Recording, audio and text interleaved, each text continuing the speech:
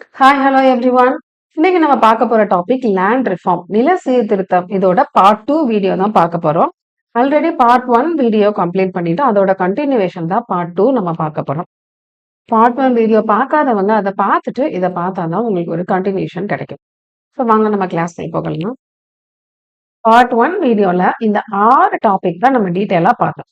அதாவது சுதந்திரத்துக்கு முன்னாடி எந்த மாதிரி நில சீர்திருத்தங்கள் கொண்டு வந்தாங்க, அது எந்த மாதிரி தாக்கத்தை ஏற்படுத்துச்சு அப்படிங்கிற மாதிரி டீட்டெயிலா பார்த்திருக்கோம். இன்னைக்கு பார்ட் 2ல சுதந்திரத்துக்கு அப்புறம் எந்த மாதிரி தாக்கத்தை ஏற்படுத்துச்சு அப்படிங்கிறத பார்க்க போறோம். என்னென்ன பண்ணிருப்பாங்க நில சீர்திருத்தங்கள்? ஜமீன்தாரி ஒழிப்பு, அடுத்து குத்தகை சீர்திருத்தம், நில உச்சவரம்பு, இது எல்லாமே பண்ணிருப்பாங்க சுதந்திரத்துக்கு அப்புறம். இதை எல்லாத்தையும் இந்த மாதிரி லேண்ட் ரிஃபார்ம், நில சீர்திருத்தம் வடிவமைப்பதுல ஒரு சில குழுக்களோட பங்கெல்லாம் இருக்கும். அது என்னென்ன குழு அப்படின்னா, ஜேசி குமரப்பா கமிட்டி, அப்புறம் ஒரு சில இயக்கம், பூதான் இயக்கம், கிராமதன் இயக்கம், அந்த மாதிரி நிறைய விஷயங்கள் இருக்கும். இதை பத்தி எல்லாம் டீட்டெயிலா பார்க்கப்படும். இந்த இயக்கம் எந்த மாதிரி தாக்கத்தை ஏற்படுத்துச்சு அப்படிங்கிறதையும் பார்த்துட்டோம் அப்படின்னா நமக்கு இந்த டாபிக் கம்ப்ளீட் ஆயிரும். இப்போ நம்ம டைரக்டா கிளாஸ்க்குள்ள போயிடலாம். நம்மளோட இந்தியா சுதந்திரம் அடைந்த அந்த காலகட்டத்துல அக்ரிகல்ச்சர் செக்டார்ல தான் நிறைய ப்ராப்ளம்ஸ் அப்படிங்கிறது இருந்துச்சு. ஏன்னா அதுக்கு முன்னாடி பிரிட்டிஷ் கொண்டு வந்த அந்த 3 சிஸ்டமும் அப்படி. அப்பதான் கவர்மெண்ட் என்ன டிசைட் பண்றாங்க, இந்த மாதிரி சோசியல் அண்ட் எக்கனாமிக் ஜஸ்டிஸ், அதாவது சமூக மற்றும் பொருளாதார நீதியை நிலைநாட்டுறதுக்காக இந்த அக்ரிகல்ச்சர் செக்டார்ல ஒரு மாற்றத்தை கொண்டு வர்றது ரொம்ப அவசியம் அப்படின்னு முடிவு பண்ணாங்க. இதன் காரணமா தான் அவங்க நிறைய நில சீர்திருத்தங்களை கொண்டு வராங்க. என்ன மாதிரி முடிவெல்லாம் எடுக்கிறாங்க அப்படின்னா, இந்த மாதிரி அபாலிஷன் ஆஃப் இன்டர்மீடியட்ஸ், அதாவது ஜமீன்தாரி முறையில ஜமீன்தாரர்கள் இடையில ஒருத்தங்க இருந்தாங்கல்ல, அவங்கள வந்து அபாலிஷ் பண்ணணும்.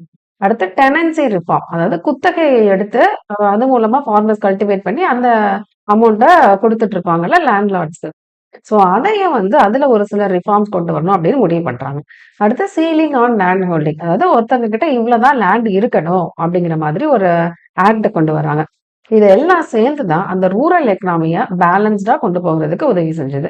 இப்ப தமிழ்ல பார்த்தோம் அப்படின்னா, நடுவிளையாடுகளை ஒழித்தல், ஜமீன்தார் சிஸ்டம்ல இருந்திருப்பாங்கல்ல அவங்க, வாடகை சட்ட புனரமைப்பு, நில அளவு வரம்பு, இவ்வளவுதான் வச்சிருக்கணும் அப்படிங்கிற மாதிரி ஒரு அளவு நிர்ணயம் பண்ணிடுவாங்க. அதுக்கு மேல இருந்தாங்க அப்படின்னா அதை வாங்கி இடம் இல்லாத ஃபார்மர்ஸ்க்கு கொடுத்துருவாங்க. ஓகே, இந்த மாதிரி எல்லாம் பண்ணிட்டு இருக்கத இந்த 3 சிஸ்டத்தை தான் நம்ம டீடைலா பார்க்க போறோம். First, zamindari abolition in India. Indian national Congress என்ன சொல்லியிருந்தாங்க, இண்டிபெண்டன்ஸ் சுதந்திரத்துக்கு முன்னாடியே இந்த மாதிரி ஜமீன்தாரி முறையை வந்து ஒழிக்கிறதா வாக்களிச்சிருப்பாங்க. ஸோ அப்போ ஃபர்ஸ்ட் வந்த உடனே அவங்க இந்த ஜமீன்தாரி அபாலிஷனை தான் இம்ப்ளிமெண்ட் பண்ணுவாங்க.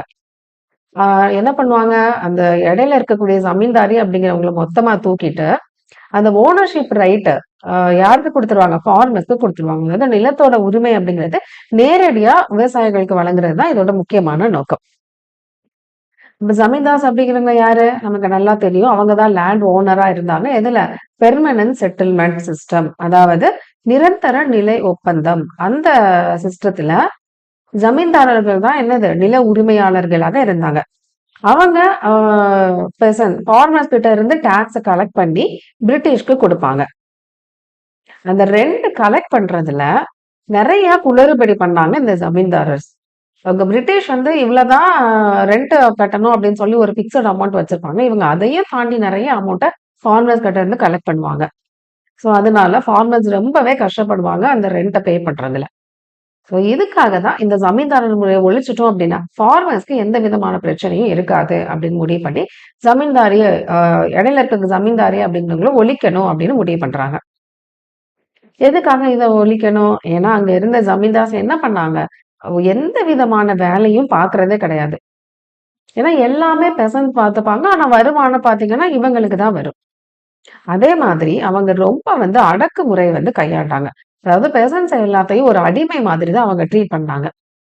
ஸோ அந்த காரணத்துக்காக தான் இதை அப்படியே வந்து முடிவுக்கு கொண்டு வந்துட்டு அந்த லேண்டை மறுபடியும் கல்டிவேட்டர்ஸ்க்கு திருப்பி கொடுக்கறது தான் இதோட முக்கியமான நோக்கம்.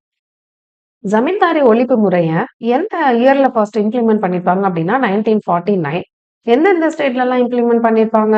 உத்தரப்பிரதேஷ், மத்திய பிரதேஷ், பீகார், மெட்ராஸ், அசாம் அண்ட் பாம்பே. இங்க எல்லாம் சட்டம் வந்து கொண்டு வந்திருப்பாங்க ஜமீன்தாரி முறையை ஒழிக்கிறதுக்காக. வெஸ்ட் பெங்கால 1955ல இதற்கான லா அப்படிங்கிறத பாஸ் பண்ணி அபாலிஷ் பண்ணிருப்பாங்க.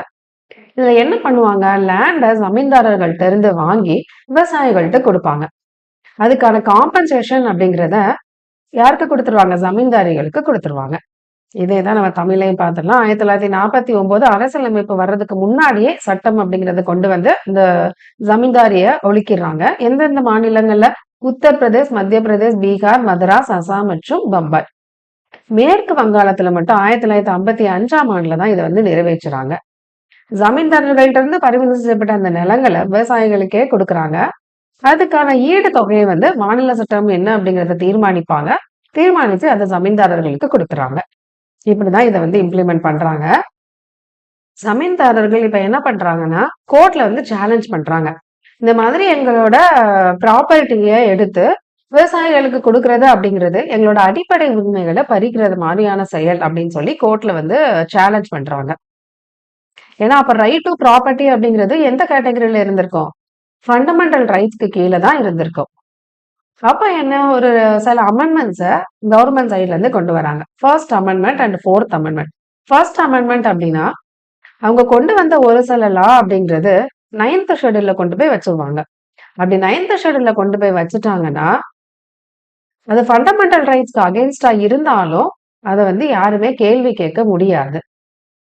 அப்படிங்கிறது தான் இந்த ஃபர்ஸ்ட் அமெண்ட்மென்ட்க்கு கீழ அவங்க கொண்டு வந்திருப்பாங்க. ஸோ இந்த மாரி ஜமீன்தாரர்கள்ட்ட இருந்து நிலத்த வாங்கி, அத விவசாயிகளுக்கு குடுக்குறாங்கல்ல, அதுக்குன்னு ஒரு சில லா எல்லாம் போட்டிருப்பாங்கல்ல, அத அவங்க 9த் ஷெட்யூல்ல கொண்டு போய் வச்சுருவாங்க. இப்ப ஜமீன்தாரி அந்த ஃபண்டமெண்டல் ரைட்ஸ்க்கு உரிமை ஃபண்டமெண்டல் ரைட்ஸ மீறின செயல் அப்படின்னு சொல்லி கோர்ட்ல நம்ம சேலஞ்ச் பண்ண முடியாது. அடுத்து 4த் அமெண்ட்மெண்ட் என்ன அப்படின்னா, இன்னும் ஒரு சில லாஸ் இதுக்கு ஸ்ட்ரெங்தன் பண்ற மாதிரி, ரைட் டூ ப்ராப்பர்ட்டிக்கு கீழ நெறைய லாஸ் கொண்டு வந்து அதையும் 9த் ஷெட்யூல்க்கு கீழ வச்சுருவாங்க. ஸோ இப்போ ஜமீன்தாரியால எந்த விதமான கொஸ்டினும் ரைஸ் பண்ண முடியாது.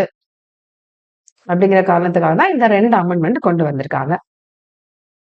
1956 அந்த காலகட்டத்துல ஓரளவுக்கு இந்த ஜமீன்தாரி ஒழிப்பு முறை அப்படிங்கிறது சக்சஸ்ஃபுல்லா இம்ப்ளிமெண்ட் பண்ணிட்டாங்க.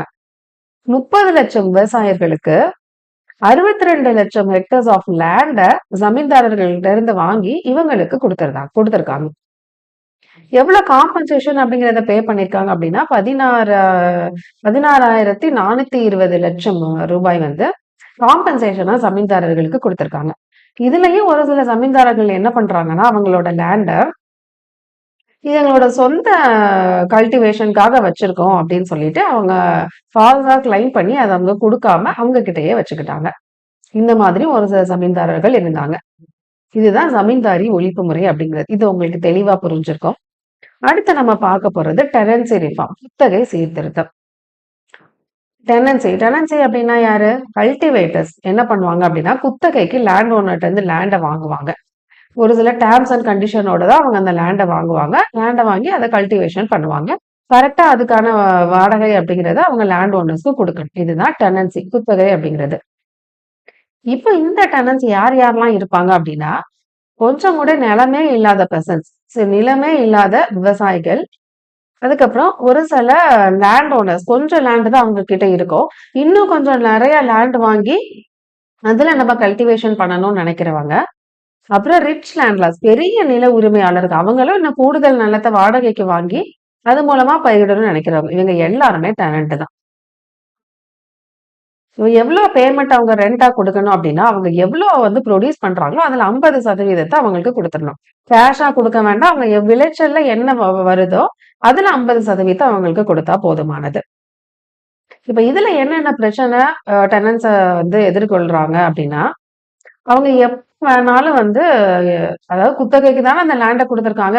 எப்ப வேணாலும் அவங்கள வெளியில அனுப்பிச்சுட்டு அந்த லேண்ட அவங்க திருப்பி வாங்கிக்கலாம். இதுக்கு எந்த விதமான ரிட்டர்ன் அக்ரீமெண்ட்லாம் கிடையாது. அதாவது இவ்ளோ நாளைக்கு நீங்க வச்சுக்கலாம். இவ்ளோ ரெவென்யூ நீங்க பே பண்ணணும் அப்படிங்கிற மாரி எந்த விதமான ரிட்டர்ன் அக்ரீமெண்ட்டும் இருக்காது. அதே மாதிரி வாடகை அவங்க கலெக்ட் பண்றதும் நெறைய வாடகை அப்படிங்கிறத அவங்க மேல திணிக்கிறாங்க. இதனால விவசாயிகள் ரொம்பவே கஷ்டப்படுறாங்க.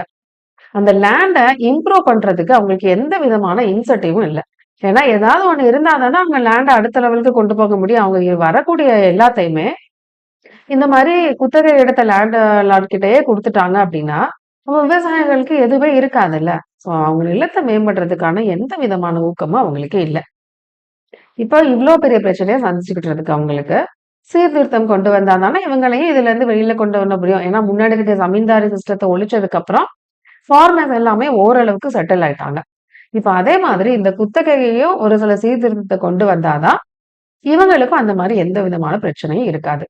அப்ப என்ன சீர்திருத்தம் கொண்டு வந்திருப்பாங்க அப்படின்னு பார்க்கலாம். ஃபர்ஸ்ட் இதோட அப்ஜெக்டிவ் என்ன? இந்த மாதிரி கல்டிவேட்டர்ஸ லேண்ட்லார்ட்ல இருந்து பாதுகாக்கிறது. அப்புறம் எஃபிஷியன்ட்டா அந்த லேண்ட யூஸ் பண்றது. இந்த 2 தான் இதோட முக்கியமான நோக்கம். இதுல என்ன சொல்றாங்க அப்படின்னா, இந்த மாதிரி ரெகுலேட் த ரெண்ட் வாடகை வந்து ஒழுங்குபடுத்தணும். ஏன்னா அதிகப்படியான வாடகைய வந்து வாங்குறதுனால தானே இவங்களால அடுத்த லெவலுக்கு இம்ப்ரூவ் ஆகி போக முடியல. 2வது குத்தகைக்காரர்களுக்கு அந்த உரிமைய வந்து பாதுகாக்கணும். 3வது நில உரிமையாளர்கள்ட்ட இருந்து நிலத்த அபகரிச்சு, நிலத்த வாங்கி, அத லேண்ட் ஓனர்ஸ்க்கு சொந்தமா ஆக்கி குடுத்துட்டோம் அப்படின்னா, இது அந்த குத்தகை அந்த பிரச்சனையே வந்து டோட்டலா சால்வ் ஆயிரும். இதுதான் இந்த டெனன்சி ரிஃபார்ம் ரெகுலேஷன் குத்தகை சீர்திருத்த சட்டத்தோட முக்கியமான 3 நோக்கம். என்னெல்லாம்? 1 வாடகைய ஒழுங்குபடுத்தணும். குத்தகைக்காரர்களோட உரிமைய பாதுகாக்கணும். நில உரிமையாளர்கள்ட்ட இருந்து நிலத்த வாங்கி, குத்தகைக்காரர்களுக்கு அந்த நிலத்த வந்து உரிமையா கொடுக்கிறது. இந்த 3 தான் இதோட முக்கியமான நோக்கம். இதுல ரெண்ட் ரெகுலேஷன் என்ன அப்படின்னா, முன்னாடி 50% குடுக்கணும்ல. இப்ப என்ன சொல்றாங்க? 4ல 1 பங்கோ, இல்லன்னா 3ல 1 பங்கோ குடுத்தா போதும் அப்படின்னு சொல்றாங்க. ஆனா இத அந்த அளவுக்கு எஃபெக்டிவா இம்ப்ளிமெண்ட் பண்ணல. இதுல என்னென்ன சேலஞ்சஸ் ஏற்பட்டுச்சு? அதாவது இந்த மாரி சட்டம் கொண்டு வந்துடுறாங்க. என்னென்ன சட்டம் கொண்டு வராங்க? இந்த மாரி ரெண்ட்ட வந்து கரெக்ட்டா பே பண்ணணும் அப்படின்ட்டு, டெனண்ட்ட பாதுகாக்கிறதுக்குன்னு சொல்லி ஒரு சில சட்டங்கள்லாம் கொண்டு வராங்க. ஸோ இதுலயுமே எப்படிதான் அக்ரீமெண்ட், ஓரல் அக்ரீமெண்ட் தான் இருக்கு. அதே மாரி வாடகை வந்து இவ்வளவுதான் வாங்கணும்னு சொல்லி நிர்ணயம் பண்ணிருப்பாங்கல்ல. ஆனா, அ கவர்மெண்ட் பாக்குறதுக்கு இவ்வளவுதான் வாங்கியிருக்க மாதிரி தெரியும். ஆனா, உள்ள அவங்களுக்குள்ள என்ன பண்ணுவாங்க? வேற ஒரு வாடகை நிர்ணயம் பண்ணியிருப்பாங்க. அந்த பெசன்ட்ஸும் இவங்க நம்மள எப்பனாலும் வெளியேத்திருவாங்க அப்படிங்கிற பயத்துல அவங்க கேட்கிற அமௌண்ட்ட அவங்க குடுத்துருவாங்க. அப்புறம் fake personal cultivation claim by landlords. அதாவது அவங்க என்ன சொல்றாங்க? ஒரு சில நிலத்த எல்லாத்தையும் வாங்கி யாருக்கு குடுத்துருவாங்க? விவசாயிகளுக்கு குடுப்பாங்க. ஆனா, இவங்க என்ன சொல்லிர்றாங்க? இது வந்து எங்களோட பெர்சனல் கல்டிவேஷன்க்காக, தனிப்பட்ட பயிரிடலுக்காக நாங்க இந்த லேண்ட வச்சிருக்கோம். இத நாங்க குத்தகைக்கெல்லாம் விடுறதில்ல அப்படின்னு சொல்லிருவாங்க. ஏன்னா குத்தகை நிலத்த தானே என்ன பண்றாங்க? கவர்மெண்ட் நில உரிமையாளர்கள்ட்ட இருந்து வாங்கி விவசாயிகளுக்கு குடுத்துடுறாங்க. இது நான் இத குத்தகைக்கே விடல. இது என்னோட சொந்த கல்டிவேஷன்க்காக தான் வச்சிருக்கேன் அப்படின்னு சொல்லிட்டாங்கன்னா, கவர்மெண்ட் அத வாங்க மாட்டாங்கல்ல. சோ இந்த மாதிரி எல்லாம் அவங்க நெறைய விஷயங்கள பண்ணியிருக்காங்க. சோ இதெல்லாம் வந்து இந்த லாவ இம்ப்ளிமெண்ட் பண்றதுக்கான ஒரு சில சேலஞ்சஸ். இத சக்சஸ்ஃபுல்லா இம்ப்ளிமெண்ட் பண்ண 2 ஸ்டேட் எது அப்டின்னா, Kerala and west Bengal. Tenancy reform கொண்டு வந்ததுக்கு அப்புறம் என்னென்ன மாற்றங்கள் ஏற்பட்டிருக்கு அப்டின்னா, அபாலிஷன் ஆஃப் லேண்ட்லார்டிசம். லேண்ட்லார்டிசம் அப்டின்னா என்னது? குத்தகைக்கு விட்டிருப்பாங்கல்ல லேண்ட்லார்ட். அவங்கள ஓரளவுக்கு ஒழிச்சுட்டாங்க. ஆனா ஓனர்ஷிப் ரைட் அப்டிங்கிறது இன்னுமே வந்து மிக்ஸடா தான் இருக்கு. அதாவது ஒரு சில இடத்துல ஃபுல் ரைட்டும் குத்தகைக்காரங்களுக்கு போயிருச்சு. ஆனா ஒரு சில இடத்துல லீகலா அவங்களுக்கு லேண்ட் அப்படிங்கிறது அவங்க கைக்கு போய் சேரல. இப்போ இப்படிதான் வந்து என்ன இருக்கு? டெனன்சி ரிஃபார்ம் அப்படிங்கிறது இம்ப்ளிமெண்ட் ஆயிருக்கு. நெக்ஸ்ட் நம்ம அத பார்க்க போறது லேண்ட் சீலிங் நில உச்சவரம்பு. நில உச்சவரம்பு அப்படின்னா என்னன்னா, அதாவது ஃபிக்ஸ் பண்ணிருவாங்க. இவ்வளோ லிமிட் தான் ஒருத்தவங்க வச்சிருக்கணும்.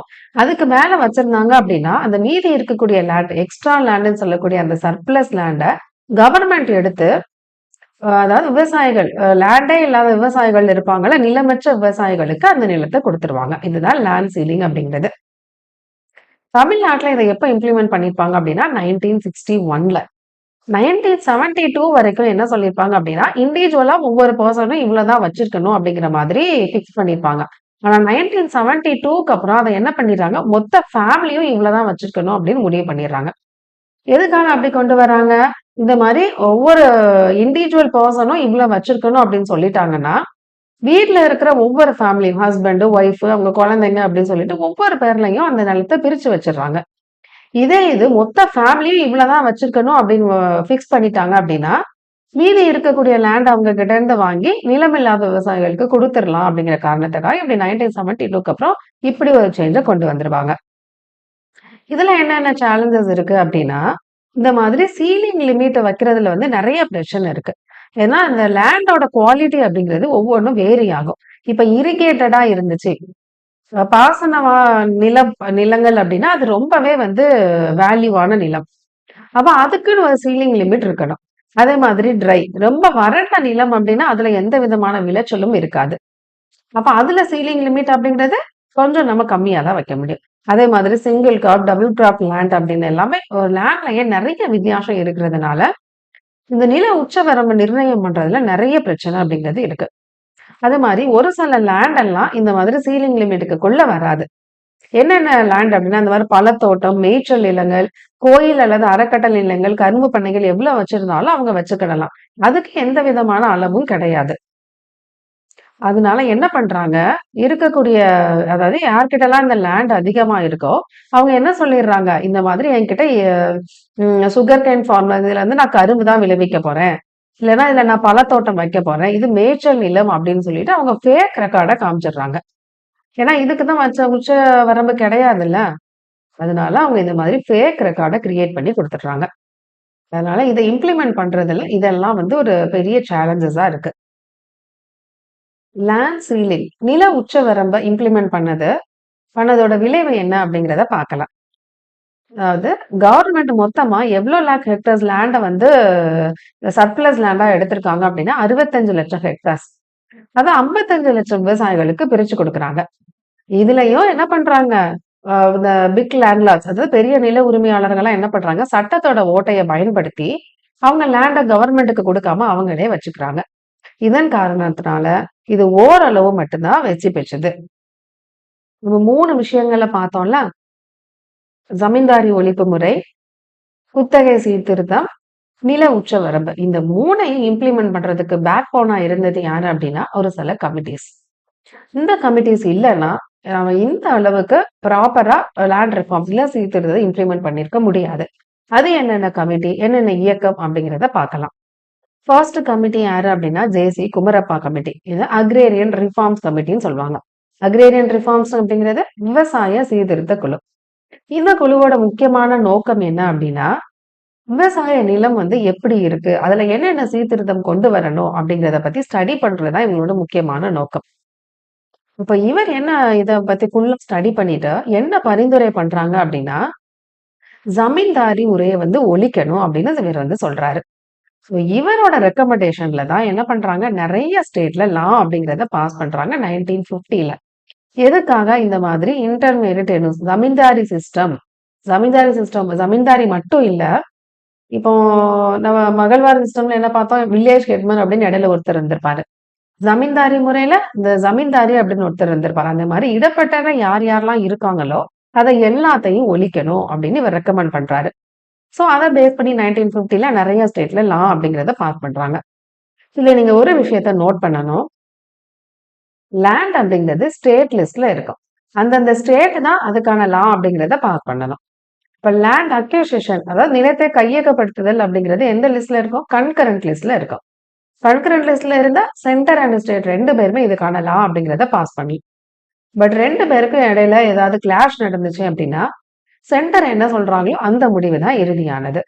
இது ரொம்ப ரொம்ப ரொம்ப இம்பார்ட்டன்ட். நோட் பண்ணி படிச்சு வச்சுக்கணும். ஓகே. நெக்ஸ்ட் பூதான் இயக்கம் 1951ல ஆச்சாரிய வினோபா பாவே ஆந்திர பிரதேசல வந்து கொண்டு வராரு. இதோட முக்கியமான நோக்கம் என்ன அப்படின்னா, நில உரிமையாளர்கள் வந்து அவங்களோட நிலத்தை நிலமற்ற விவசாயிகளுக்கு கொடுக்கணும், தானமா கொடுக்கணும். அதை வந்து ஊக்குவிக்கிறதா இந்த இயக்கத்தோட முக்கியமான நோக்கம். இதுல பூதான் அப்படிங்கிறதுக்கான அர்த்தம் என்ன அப்படின்னா, நிலத்தை நன்கொடையாக வழங்குதல், அதாவது கிஃப்ட் ஆஃப் லேண்ட்.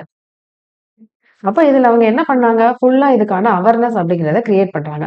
இந்த மாதிரி நிறைய நிலமற்ற விவசாயிகளோட நிலைமையை எடுத்து சொல்லி, அதிகமா லேண்ட் வச்சிருக்கவங்க தானமா நிலமற்ற விவசாயிகளுக்கு கொடுக்கறதுக்கு இவங்க நிறைய விஷயங்களை என்ன பண்றாங்க, என்கரேஜ் பண்றாங்க. இதுதான் இந்த இயக்கத்தோட முக்கியமான நோக்கம். நெக்ஸ்ட் கிராமதன் மூவ்மெண்ட், கிராமதன் இயக்கம். கிராமதன் இயக்கம் இதையுமே யாருதான் ஸ்டார்ட் பண்றாங்க, வினோபா பாவே. இது வந்து முன்னாடி பார்த்தோம்ல பூதான் இயக்கம், அதோட விரிவாக்கம் தான் இது. முன்னாடி பார்த்த பூதான் இயக்கம் அப்படிங்கிறது ஒரு இண்டிவிஜுவல் பர்சன் மட்டும் என்ன பண்றாங்க, அவங்க கிட்ட இருக்கக்கூடிய லேண்ட நிலம் இல்லாத விவசாயிகளுக்கு கொடுக்குறாங்க. ஆனா இங்க கிராமதன் இயக்கத்துல வில்லேஜ்ல எல்லாரும் சேர்ந்து அவங்களோட லேண்ட அந்த வில்லேஜ் கம்யூனிட்டின்னு இருக்கும். அவங்களுக்கு மொத்தமா குடுத்துருவாங்க. ஸோ யாருக்கெல்லாம் நிலம் இல்லையோ, அவங்க எல்லாரும் இந்த லேண்ட எல்லாம் ஒண்ணா யூஸ் பண்ணிக்கலாம். இது மகள்வாரி சிஸ்டம் மாதிரி. வில்லேஜ் கம்யூனிட்டி எல்லாரும் சேர்ந்து அந்த லேண்ட யூஸ் பண்ணுவாங்க. அதுல கிடைக்கக்கூடிய அ வருமானம் அப்படிங்கிறது வில்லேஜர்ஸ்க்கு எல்லாருக்கும் பங்கிட்டு குடுப்பாங்க. இது தான் வினோபா பாவே கொண்டு வந்தது. இதுக்கான மீனிங் கிராமதன் அப்படிங்கிறதுக்கு மீனிங் என்ன? Gift of village. அதாவது கிராமத்தின் பரிசு அப்படிங்கிறது. ஸோ இப்படி கொண்டு வர்றதுனால எல்லாருக்கும் இடையில ஈக்குவாலிட்டி சமமாவும் இருப்பாங்க. கம்யூனிட்டி டெவலப்மெண்ட் அப்படிங்கிறது இருக்கும் அப்படிங்கிற நோக்குல இத கொண்டு வந்திருக்காங்க. ஓகே. இப்ப உங்களுக்கு தெளிவா புரிஞ்சிருக்கும். இப்படி இல்ல சீர்திருத்தம் கொண்டு வந்ததுனால என்னென்ன தாக்கம் ஏற்பட்டிருக்கு சுதந்திரத்துக்கு அப்புறம் அப்படின்னு பார்த்தீங்கன்னா, எல்லா மக்களுக்கும் லேண்ட் டிஸ்ட்ரிபியூட் அப்படிங்கிறத குடுக்குறாங்க. அப்ப எல்லாருக்கும் நிலம் அப்படிங்கிறது ஈக்குவலா ஷேர் பண்ணப்படுது. முன்னாடி இருந்த சிஸ்டம்ல எப்படி இருந்துச்சு? பெரிய லேண்ட் ஓனர்ஸ்க்கு மட்டும் தான் லேண்ட் அப்படிங்கிறது சொந்தமானதா இருக்கும். அதுக்கு கீழ வேலை பார்க்குறவங்க எல்லாரும் அடிமை மாதிரி இருந்தாங்க. ஆனா இண்டிபெண்டன்ஸ்க்கு அப்புறம் கொண்டு வந்த நில சீர்திருத்தத்துல எல்லாருக்கும் ஒரே மாதிரியான நிலம் அப்படிங்கிறத பங்கிட்டு குடுத்துருக்காங்க. அப்போ ஈக்குவாலிட்டி சமத்துவம் அப்படிங்கிறத இந்த இயக்கம் மூலமாவும், பூதான் இயக்கம் மூலமாவும், கிராமதன் இயக்கமானும், குமரப்பா கமிட்டி மூலியமாவும் சமத்துவம் அப்படிங்கிற ஒரு விஷயத்த கொண்டு வந்திருக்காங்க. நில சீர்திருத்தத்துல. இவ்வளவுதான் நம்மளோட கன்டென்ட். இந்த லேண்ட் ரிஃபார்ம்ஸ் அப்படிங்கிற டாபிக்க இந்த கமிட்டீஸ் ரொம்ப இம்பார்ட்டன்ட். அப்புறம் நம்ம ஃபர்ஸ்ட் பார்ட்ல அந்த 3 சிஸ்டம் பார்த்தோம்ல ஒரு பாக்ஸ். இதுதான் ரொம்ப ரொம்ப ரொம்ப இம்பார்ட்டன்ட். இது மட்டும் படிச்சுக்கிட்டீங்க அப்படின்னா, லேண்ட் ரிஃபார்ம்ஸ்ல இருந்து எந்த கொஸ்டின் கேட்டாலும் உங்களால ஈஸியா ஆன்சர் பண்ண முடியும். இந்த கிளாஸ் எப்படி இருந்துச்சு அப்படிங்கிறத மறக்காம கமெண்ட் பண்ணுங்க. புடிச்சிருந்ததுன்னா லைக் பண்ணுங்க. உங்களோட ஃப்ரெண்ட்ஸ்க்கு ஷேர் பண்ணுங்க. சப்ஸ்கிரைப் பண்ணிக்கோங்க. Thank you.